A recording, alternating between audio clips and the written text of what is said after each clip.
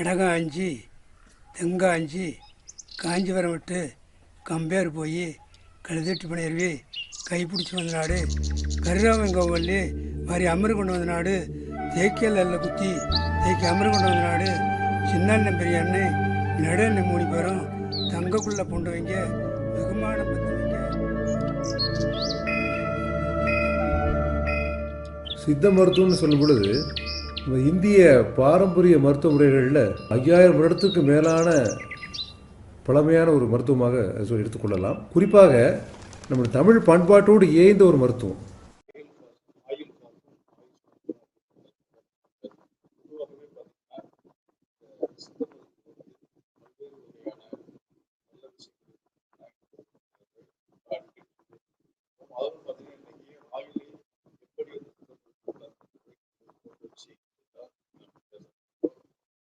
குறிப்பாக நாம் பார்த்தீங்கன்னா பல வீடியோக்களில் இந்த மாதிரியான விஷயங்களை, அதாவது ஆயிலை எந்தெந்த வகையில் இதெல்லாம்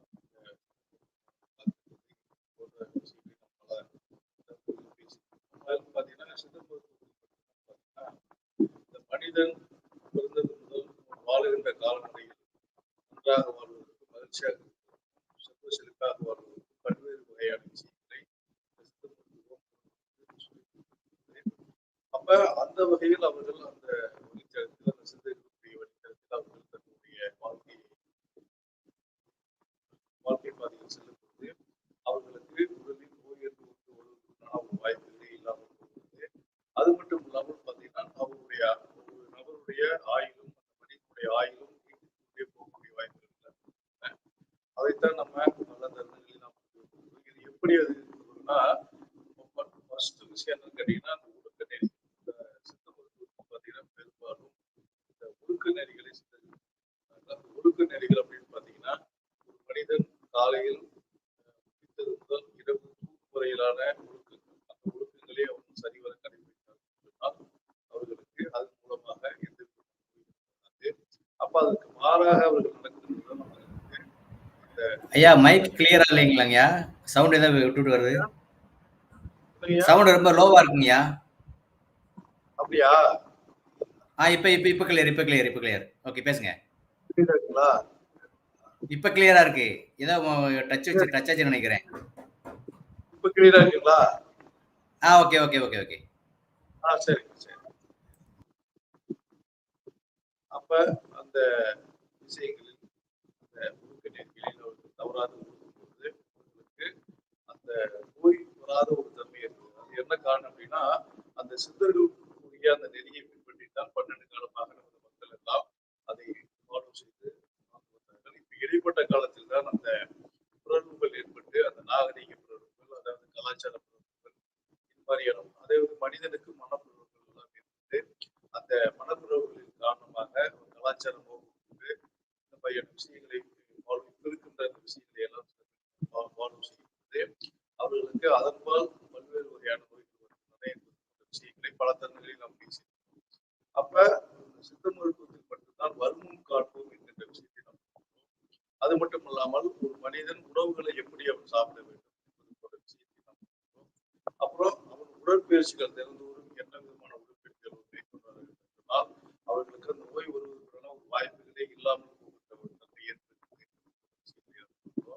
அப்ப இது எல்லாமே சேர்ந்து நம்ம எல்லாமே தொன்று நம்ம அடிக்கடி ஃபாலோ பண்ணிக்கணும்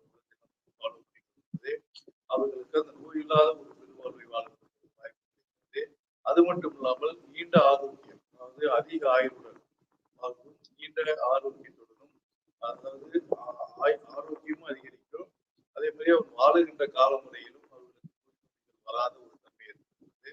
அப்ப ஆயுளும் அதிகரிக்கக்கூடிய ஒரு வாய்ப்பு அந்த வகையில் தான் நம்ம அது எவ்வாறு அந்த மாதிரியான வாய்ப்புகள் எல்லாம் ஏற்படுகிறது என்று நாம இப்ப பேசலாம். அந்த வகையில் முதலாவதாக பாத்தீங்கன்னா மனதை நம்ம சரியாக வைத்துக் கொள்ள வேண்டும். அதே மாதிரி சுற்றுச்சூழல், அதே மாதிரி உணவுகள், மூன்றையும் நம்ம சரியாக நம்ம கடைபிடித்தோம் என்று சொன்னால் ஒரு மனிதனுக்கு நோய் என்று வராது அப்படின்னு நம்ம மனம் அப்படின்னு பாத்தீங்கன்னா இந்த மனிதனை ஒரு மனிதனாக மாற்றுவதும் அல்லது அவனை சரியில்லாத ஆளாக மாற்றுவதும் இந்த மனம் தான் காரணம் என்று சொல்லியிருக்காங்க. அப்ப அந்த மனம்தான் எல்லாத்திற்கும் ஒரு அடிப்படை.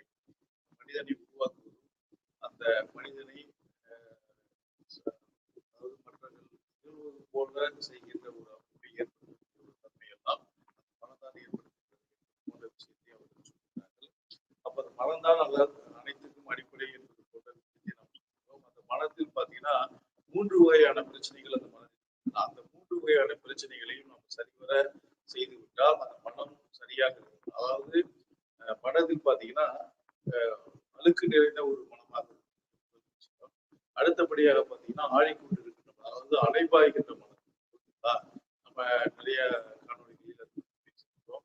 அடுத்தபடியாக பார்த்தீங்கன்னா அறியாமை, அறியாமையின் காரணமாக ஒரு செயலை செய்யும். இது போன்ற 3 விஷயங்கள் தான் அந்த மனதை மேன்மைக்கு செல்லாமல்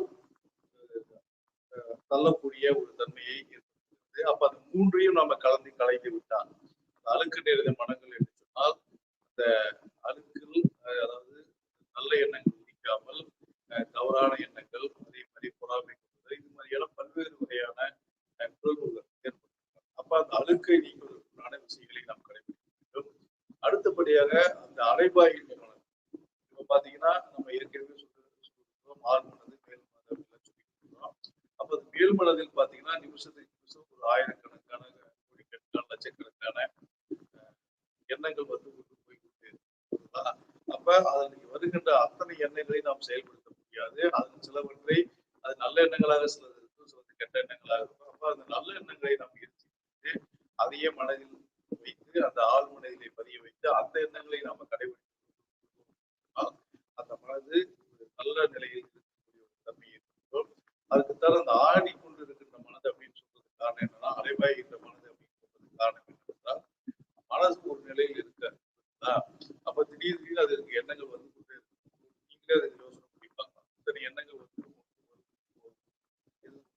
அப்ப அந்த அதில் எந்த எண்ணம் நல்ல எண்ணம் என்று நம்ம அதை கேட்ச் பண்ணி அதை வந்து செல்லிக்கொள்ளணும். அப்ப அந்த அலைபாயாத ஒரு மனதை செய்வதற்குண்டான ஒரு வேலையை நம்ம செய்யணும். அப்ப மனதை அமைதிப்படுத்த வேண்டும். அப்ப அந்த அலைபாய்கின்ற ஒரு தன்மை, அதாவது இதுல என்ன ஒரு விஷயம் அப்படின்னா, ஒருத்தர் ஒரு விஷயம் சொல்லும் பொழுதே டக்குனு ஒரு விஷயத்த அவங்க விஷயத்தை பேசிடுவாங்க. அவங்க வாயிலிருந்து என்ன வார்த்தை வருகிறதோ அதற்கு தகுந்தால் போல நம்ம சொல்லணும். அவங்க அப்பதான் அவங்க ஒரு வார்த்தை தான் பேசியிருப்பாங்க, இவங்க 2 வார்த்தை பேசியிருப்பாங்க. இதுதான் ஒரு மனதினுடைய தன்மை, அதாவது அலைபாய்கின்ற தன்மை. அப்ப மனது அப்படியே அங்கு ஆடிக்கொண்டு அதை நேர்கோட்டில் ஒரே திட்டமாக அதை நிலைநிறுத்த சொன்னால் நம்மை விட பெரிய ஆள் யாரும் கிடையாது. மனசை வந்து நிலைப்படுத்த வேண்டும். மனதை வந்து ஒரு உறுதித்தன்மையோடு அந்த மனதை நிலைநிறுத்தி நம்ம வைத்திருக்கும் போதுதான் அந்த எண்ணங்கள் நல்ல எண்ணங்களாக இருக்கும். அப்ப கெட்ட எண்ணங்கள் அறவே போய்விடும். அப்ப அந்த அலைபாய்கின்ற மனதை நம்ம சரியாக நிலைநிறுத்திக் கொள்ள வேண்டும். அடுத்தபடியாக பாத்தீங்கன்னா அறியாமை. இப்ப அறியாமை அப்படின்னு சொல்லும் பொழுது அந்த மனதிற்கு சிலது நல்லது எது கெட்டது எது என்கின்ற ஒரு அறியாமை இருக்கும். அப்ப எதை முடிவெடுக்கிறது, எந்த விஷயத்தை முடிவெடுக்கிறது, எந்த விஷயத்துக்கு எவ்வாறு முடிவெடுக்கிறது என்பது போன்ற விஷயங்கள் அதுக்கு சரிவர பொருளாகாம அதுக்குத்தான் அதுக்கு என்ன நாம சொல்கிறோம் அப்படின்னு சொன்னால், ஃபர்ஸ்ட் நம்ம மனதில் நல்ல எண்ணங்களை நிலைநிறுத்திக் கொள்ள வேண்டும். அதுதான் அந்த அழுக்கை நீக்குகின்ற ஒரு தன்மையா. அப்ப நமக்கு விகல்பமான எண்ணங்களை நாம நினைக்கவே கூடாது. அப்ப நல்ல எண்ணங்கள் என்றால் என்ன அப்படின்னு கேட்டீங்கன்னா, நம்ம அடிக்கடி சொல்லுவோம், நம்ம நினைக்கின்ற எண்ணங்கள் வெளியே சொல்லும் பொழுது அது பிறருடைய மனதையோ அல்லது உடலையோ புண்படுத்தாமல் இருக்கின்ற ஒரு எண்ணம் தான் நல்ல எண்ணம். அந்த மாதிரியான எண்ணங்களை மற்றவர்களுக்கு அது துன்பத்தை தருகின்றதோ துன்பத்தை தருகின்ற வகையில் இருக்கின்ற எண்ணங்களை எண்ணுதல் எப்பொழுதுமே கூடாது. அப்படிங்கிற ஒரு சங்கல்பத்தை மனதிற்குள்ளே நாம் தியானித்து அந்த சங்கல்பத்தை ஏற்றுக்கொள்ளும் பொழுது நம்ம அந்த மாதிரி பண்ண ஒரு கால் ஹலோ ஹலோ சொல்லுங்க. ஆமா, இல்ல கீழே ஒரு கோடு இருக்கு பாருங்க, ஹைஃபன் மாதிரி கோடு இருக்கு பாருங்க, அது கோடு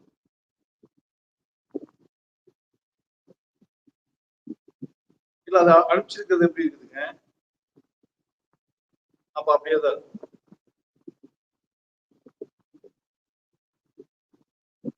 அப்படியா?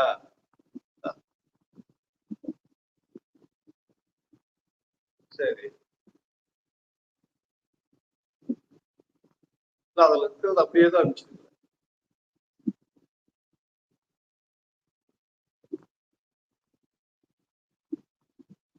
சரி இருங்க, நான் லைவ்ல இருக்கேன்.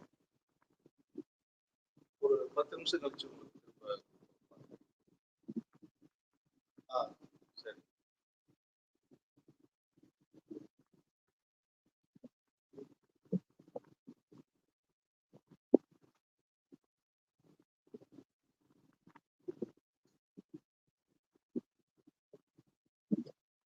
அதனால இந்த மாதிரியான ஒரு அலைபாய் எண்ணங்களை நம்ம பண்ணக்கூடாது. அதே மாதிரி அது முதல் படியாக பார்த்தீங்கன்னா, அந்த நல்ல எண்ணங்களை நான் நினைக்கும் பொழுது பார்த்தீங்கன்னா, மனது ஒருமுகப்படுத்தப்படும். இப்ப அது இந்த 3 வகையான விஷயங்களையும் நாம அந்த மனதிலிருந்து தூக்கி எறிந்து விடலாம். அப்ப மனம் என்பது ஒரு தெளிந்த நீரோடை போன்ற ஒரு களங்கமில்லாத ஒரு நீரோடை போன்று ஒரு தன்மையை ஏற்படுத்துங்களா? அப்படி ஏற்படுத்தும் பொழுது நீங்கள் நினைக்கின்ற எண்ணங்கள் ரொம்ப ஒரு பவர்ஃபுல்லான எண்ணங்களா தான் இருக்கும். அந்த பழக்கத்தை நீங்கள் பழக்கப்படுத்தி அதுக்குதான் மனதுல நம்ம சில விஷயங்களை பயிற்சி முறைகள் எல்லாம் இருக்குது. அந்த 3 வகையான விஷயங்களையும் நம்ம செம்மைப்படுத்துவதற்காக, ஒழுங்குபடுத்துவதற்காக அந்த மனதில் விளைகின்ற நன்மைகளை நம்ம அதிகமாக பயன்படுத்துவதற்காக சில வகையான பயிற்சிகள் எல்லாம் இருக்கின்றன. அந்த பயிற்சிகளை நம்ம ஒவ்வொன்றாக நாம் செய்யும் பொழுது அதுல இருந்து விலகின்ற விஷயங்கள் நல்ல விஷயமா இருந்தாங்க. அதுல பாத்தீங்கன்னா இப்ப பயிற்சி முறைகள் அப்படின்னு பாத்தீங்கன்னா என்னன்னு கேட்டீங்கன்னா, நம்ம இதுல நேரடி பயிற்சி கூட நம்ம சொல்லுவோம். அப்ப இப்பயே சில விஷயங்களா அதுக்குள்ளான ஒரு பாயிண்ட் எல்லாம் சில சொல்றேன். இப்ப என்னன்னா அந்த அழுக்கு நிறைந்த மனம் அப்படின்னு சொல்றோம் இல்லைங்களா? அப்ப அந்த எண்ணங்கள் என்ன மாதிரியான எண்ணங்கள் ஒரு நாளைக்கு நம்ம குறிக்குது அப்படின்ட்டு ஒரு பேப்பர் வச்சு நீங்க எழுதிப்பாங்க. என்னென்ன எண்ணங்களை மனதிலே குறிக்கிறது அப்படின்னு நீங்களே எழுதி யாருக்கையும் கூட காட்ட வேண்டாம். ஏன்னா காட்டுன்னா அது கொஞ்சம் சிக்கலான விஷயமா இருக்கும். ஏன்னா நீங்க மற்றவர்கள் பார்க்கும்போது அது அலுவலகமான விஷயமா கூட இருக்கும், அல்லது எரிச்சல் அடையக்கூடிய விஷயமா கூட அந்த எண்ணங்கள் இருக்கும். அப்ப எந்த எண்ணங்கள் ஒளிவு முறை இல்லாமல் நீங்கள் எழுதி வைங்க. அப்ப மனதிலே தோன்றுகின்ற அத்தனை எண்ணங்களையும் நீங்கள் ஒரு பேப்பர்ல எழுதி வைங்க. அந்த இரவு சாப்பிட்டுட்டு அதை அமைதியா அதை எடுத்து பாருங்க. இன்னைக்கு என்னென்ன எண்ணங்கள் எல்லாம் வச்சிருக்கிறோம் அப்படின்னு அமைதியா அந்த விஷயத்தை பார்த்து உங்களுக்கே அது அறுவருக்கு தக்க ஒரு எண்ணங்களா இருக்கும். அப்ப அதை பிளாக் பண்ணிருக்கு, அதாவது அழிச்சிருக்கு. நல்ல எண்ணங்களை டிக் பண்ணிருக்கு. அப்படி பண்ணும்பொழுது நீங்க பாத்தீங்கன்னா ஒரு 20 வகையான எண்ணங்களை எழுதுறீங்கன்னு வச்சுங்க. ஏன்னா சில பேருக்கு நிறைய வரும். அதுல மேஜரான எண்ணங்கள் எல்லாத்தையும் நம்ம எழுதிட்டு ஒரு 1 மணி நேரங்களில் 2 மணி நேரங்களில் உங்களுக்கு இருக்கின்ற சில வகையான எண்ணங்களை மட்டும் எழுதும் பொழுது அப்ப அது தவறான எண்ணங்களை அடிச்சிடுங்க, நல்ல எண்ணங்களை டிக் பண்ணி விடுங்க. அப்ப நீங்க பாத்தீங்கன்னா அந்த நல்ல எண்ணங்களை மட்டுமே நம்ம திரும்ப திரும்ப படித்திருப்பாங்க. படித்தவர்கள் எண்ணங்கள் ஏற்படும்னா இது மாதிரியான எண்ணங்களை நாம என்ன வேண்டும் அப்படிங்கிற ஒரு சங்கல்பம் மனதில் இருக்கு. அப்ப ஆட்டோமேட்டிக்கா உங்க மனது அதை நோக்கித்தான் பயணம். இது மிக மிக முக்கியமான ஒரு விஷயம். இதுல பயிற்சிங்கிறது இந்த மனதுக்கு பயிற்சி அப்படிங்கிறது பாத்தீங்கன்னா ரொம்ப எளிமையா இருக்கும். ஆனா அந்த எளிமையான விஷயத்தை நாம சரியாக நம்ம கடைபிடித்தால்தான் அது எளிமையாக இருக்கும். இல்லை என்று சொன்னால் அது ரொம்ப சிரமமான ஒரு விஷயமா இருக்கும். சில பேர்களால அந்த எண்ணங்களே டக்குன்னு கேட்ச் பண்ணி எழுதுறதுக்கான வாய்ப்பு கிடைக்காது, அது மறந்து போயிடும். ஏன்னா எப்பயும் பேப்பர் வச்சுட்டே தெரிய முடியல இல்லையா? அப்ப வீட்டுல வரும்பொழுதுதான் அந்த எண்ணங்களை என்ன வெளியில போகும்போது என்ன பைக்ல போகும்போது எண்ணங்களை எழுதி பார்க்கும்போது ரைட்டு ராங் இது ரெண்டையும் நம்ம படித்து நல்ல எண்ணங்களை நம்ம டிக் பண்ணி வச்சுட்டு அதை திரும்ப திரும்ப படித்து பார்க்கணும். அப்ப அந்த அது மாதிரியான எண்ணங்களை நம்ம மனதிலே உதிக்க வேண்டும் என்ற ஒரு விஷயத்தை மனதிலே சங்கல்பமாக வைத்துக்கொண்டு அந்த எண்ணங்களை படித்து பார்க்கும்போது திரும்ப திரும்ப அந்த எண்ணங்கள் தான் நமக்கு மனதிலே உதிக்கும். அதான் நீங்க எதுவுமே பாத்தீங்கன்னா உங்களுக்கு ஒரு அனுபவத்தால் மட்டுமல்ல அதை திரும்ப திரும்ப படிக்கும் பொழுது மனநம் செய்யும் பொழுது உங்களுக்கு அந்த மாதிரி எண்ணங்களை உருவாக்கக்கூடிய வாய்ப்புகள் எல்லாம். அதைத்தான் நம்ம அடிக்கடி சொல்லுகிறோம். நீங்கள் அதிகமாக இந்த மாதிரியான சோகமான சீரியல்கள் பார்க்கக்கூடாது. அதாவது எந்த சினிமா கூட பாத்தீங்கன்னா நீங்க மகிழ்ச்சிகரமான சினிமாவை தான் நம்ம பார்க்கணும்னா எப்ப பார்த்தாலும் இது பண்ணிட்டு சினிமா பாத்தீங்கன்னா அதே மாதிரி மனநிலை மாறி அதுக்கு உதாரணம் பாத்தீங்கன்னா நீங்க எப்ப பார்த்தாலும் கெட்டதையே பேசி பாருங்க, உங்க மனசு கெட்டதையே தான் அதுதான் மிகச்சிறந்த உதாரணம். அது மாதிரிதான் நாம் பார்க்கின்ற ஒரு காட்சிகளும் சரி, அது சினிமாவாக இருந்தாலும் சரி, அல்லது செய்திகளில் வருகின்ற அந்த காட்சிகளாக இருந்தாலும் சரி, அல்லது சீரியலில் வருகின்ற அந்த காட்சிகளாக இருந்தாலும் சரி, மகிழ்ச்சிகரமான விஷயத்தை நீங்கள் பார்க்க பழக்கப்படுத்த. அப்பொழுதுதான் நமது மனது நல்ல எண்ணங்களை, நல்ல ஒரு மகிழ்ச்சிகரமான எண்ணங்களை எண்ணிக்கொள்வதற்கான ஒரு வாய்ப்பை அதன் மூலமாக கிடைக்கும். அதுக்காகத்தான் நான் கூட சில சொல்லுவேன், சோக பாட்டுல நீங்க வந்து கேட்க வேண்டாம், மகிழ்ச்சிகரமான ஒரு டான்ஸ் மூவ்மெண்ட் இருக்கிற பாட்டு நம்ம கேட்டாதான் உடல் வந்து உற்சாகமாக இருக்கும். அப்ப உடல் இருக்கின்ற அந்த நாடி நரம்புகள் இதெல்லாம் வந்து உற்சாகம் ஒரு வாய்ப்புகள் எல்லாம் இருக்கிறது விஷயத்தை கூட நம்ம. அதுக்காக தான் நம்ம மேக்சிமம் இந்த சோக பாட்டை கேட்பதை கூட தவிர்க்கலாம் அப்படின்னு. அப்ப அந்த மகிழ்ச்சியான பாட்டு நிறைய இருக்குது, ஏன் அந்த பாட்டை போய் கேட்கணும்? அதுக்கு மகிழ்ச்சியான பாட்டு எத்தனையோ இருக்குது, மெலோடி சாங்ஸ் இருக்குது. இந்த மாதிரிலாம் நம்ம கேட்காம அந்த உடலையும் மனதையும் அந்த பாசிட்டிவ் எனர்ஜியை நம்ம வச்சுக்கணும் அப்படின்னு நம்ம சொல்லுவோம். அதுதான் நிறைய பேர் சொல்லுவாங்க.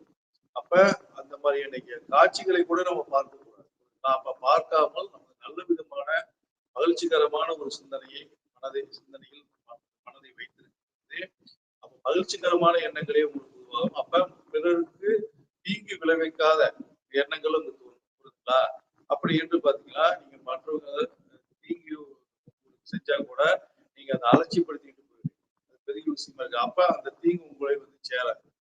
நீங்க எப்பொழுது பார்த்தாலும் புலம்பி கொண்டிருது, எப்பொழுது பார்த்தாலும் துன்பத்தை பற்றி நினைத்து கொண்டிருது, அல்லது தவறான எண்ணங்களை நினைத்து கொண்டிருக்கும் பொழுது அது அப்படியே உங்களுக்கு மனதிலே அடிக்கடி தூண்டு கொண்டே இருக்கு. அப்போ உங்களுக்கு வாழ்க்கையும் அப்படித்தான். அதுக்காகத்தான் பெரியவர்கள் சொல்லுகிறார்கள், மகான்கள் சொல்லுகிறார்கள், நமது மனதை ஒரு குப்பை தொட்டியாக வைத்திருக்க கூடாது, ஒரு பூந்தோட்டமாக வைத்திருக்க வேண்டும். ஏனென்று சொன்னால் மனது ஒரு பூந்தோட்டம், அதை குப்பை தொட்டியாக மாற்றுவதும் அதை பூந்தோட்டமாக விரிவுபடுத்துவதும் நமது கையில் தான் இருக்கிறது.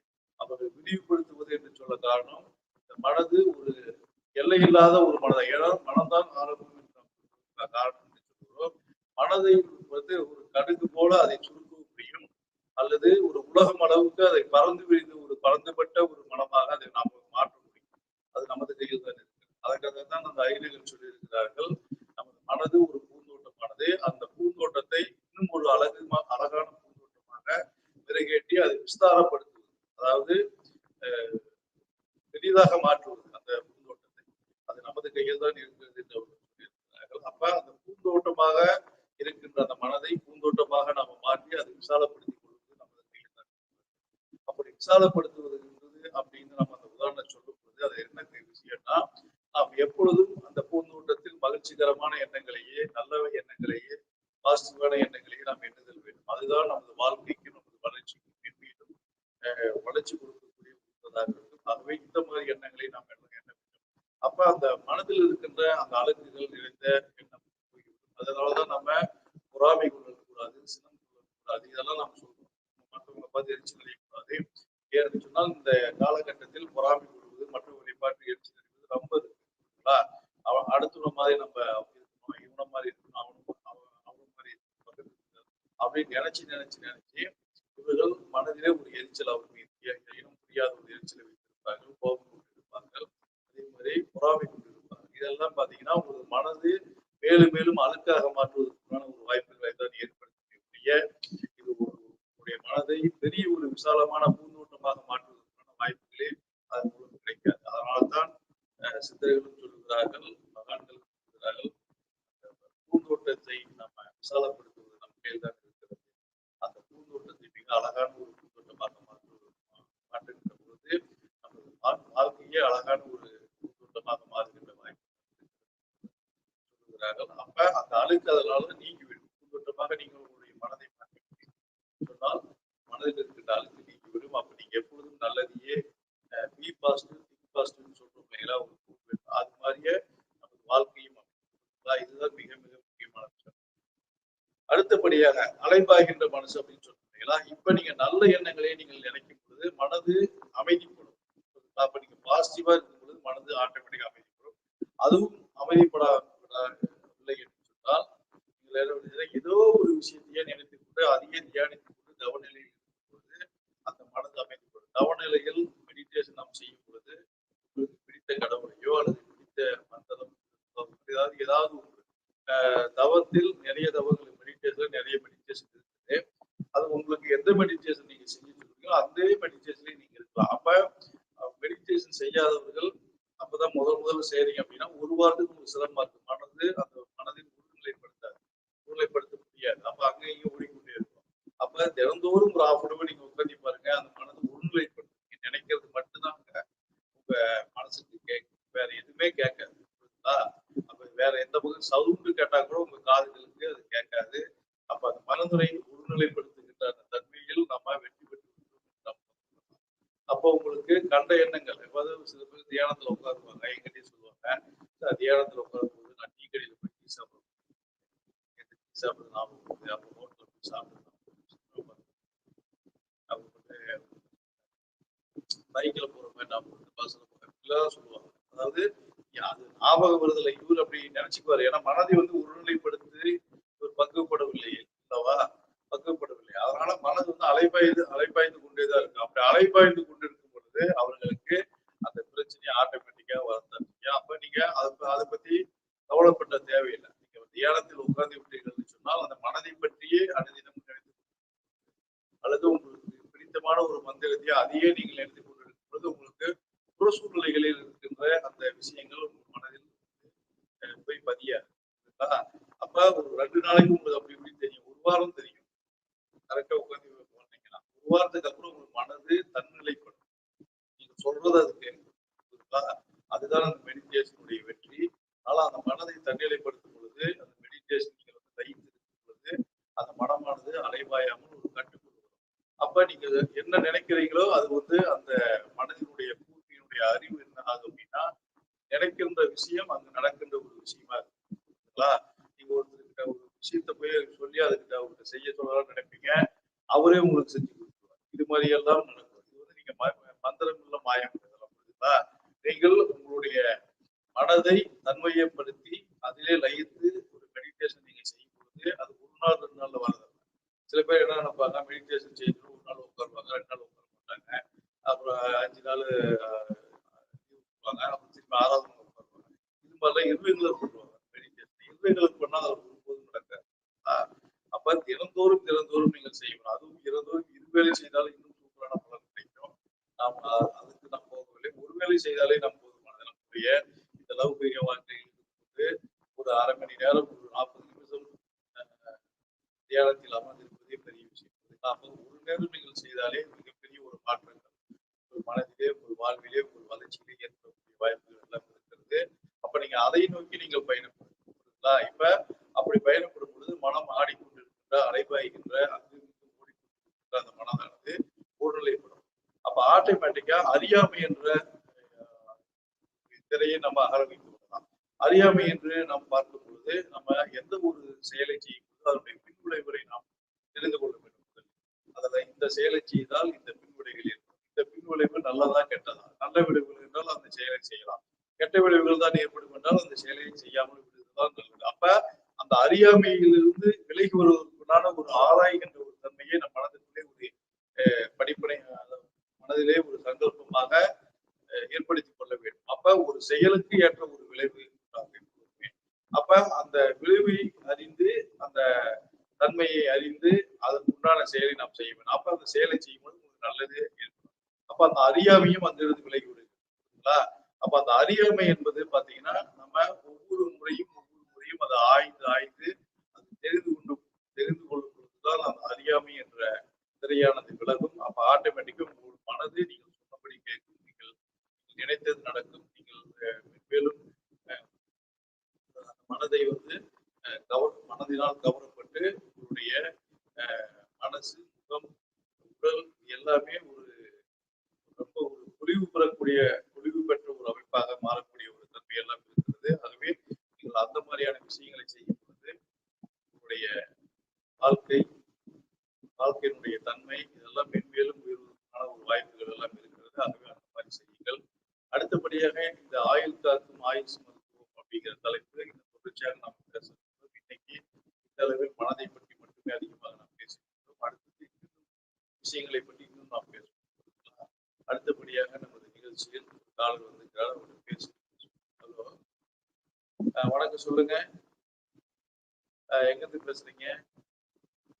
கோயம்புத்தூர்தா? சொல்லுங்க. அப்படியா? கூட்டு விட்டீங்களா? சரி. எவ்வளவு வருஷமா இருக்குங்க? இப்ப 2 வருஷமாவா? சரி சரி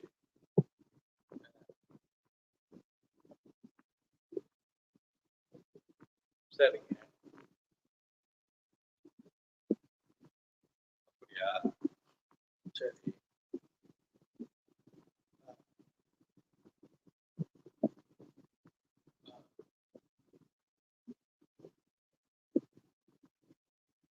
சரி சரி. நான் சில உணவு பொருட்கள் சொல்றேன், மருந்துகளை சொல்றேன், நோட் பண்ணிக்கங்க. ஆமா, அதை கரெக்டா ஃபாலோ பண்ணுங்க, அதுவே சரியாயிடும். உணவுகள் அப்படின்னு சொன்னீங்கன்னா உருளைக்கிழங்கு, ஆமா, வாழைக்காய், ஆமா, முருங்கைக்காய், ஆமா, கொத்தவரங்காய், முருங்கைக்கீரை, ஆமா, பாவக்காய் சுத்தமா சாப்பிடாதீங்க. சரிங்களா? அதே மாதிரி பேக்கில் செய்யப்பட்ட உணவுகள்.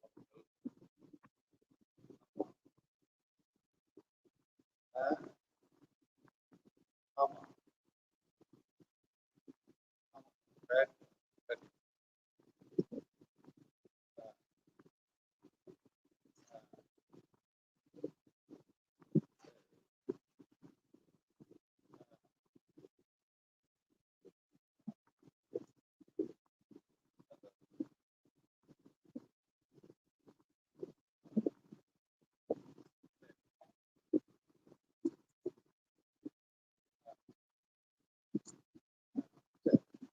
சாப்பிடாதீங்க. அசைவ உணவுகள்ல பார்த்தீங்கன்னா வெள்ளாட்டு கறி, காடை, கௌதாரி சாப்பிடுங்க. மருந்துகள் அப்படின்னு சொல்லும் பொழுது ஆஹ், ஆமா, ஆமா. மருந்துகள் அப்படின்னு பார்த்தீங்கன்னா செரிக்கிறது சூரணம், மயங்கிறது சூரணம், ஒன்றா கலந்துட்டு காலையில் ஒரு வேளை, இரவு ஒரு வேளை தேயிலை கலந்து சாப்பிடுவோம். அதே மாதிரி பார்த்தீங்கன்னா வாதம் பிடிக்கும் மாத்திரை, காலையில் ஒரு மாத்திரை, இரவு ஒரு மாத்திரை சாப்பிடுங்க. காலையில் ஒரு இரவு அதே மாதிரி ஆயில் பார்த்தீங்கன்னா பிண்ட தைலம், தைலம் நல்லா சூடு பண்ணிட்டு அந்த பூண்டு ஃபுல்லாக அப்ளை பண்ணி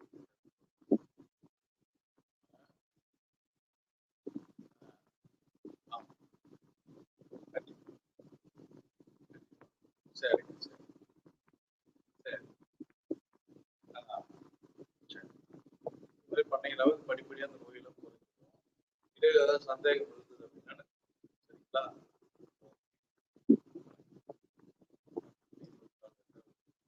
ஹலோ, வணக்கம், பேசுறீங்க சேலம் நான் சொல்லுங்க.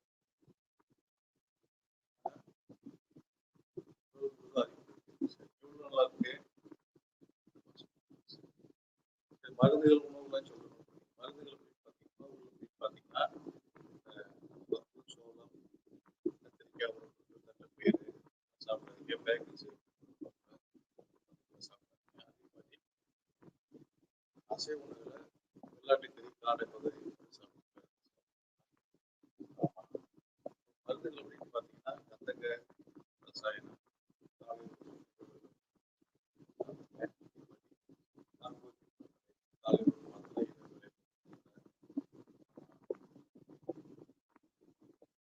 கடுக்காய் காலை சாப்பிடுங்க. பார்த்தீங்கன்னா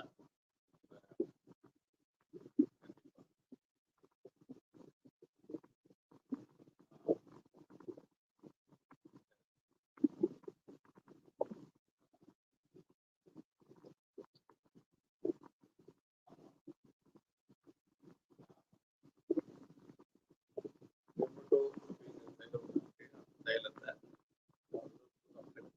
காலையில்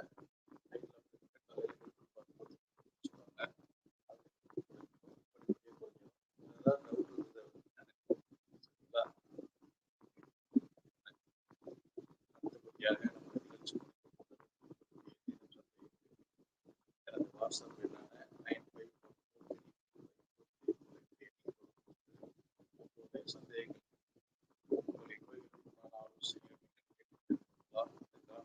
ஷேர் செய்யுங்கள், லைக் செய்யுங்கள். இந்த காணொலியை நீங்கள்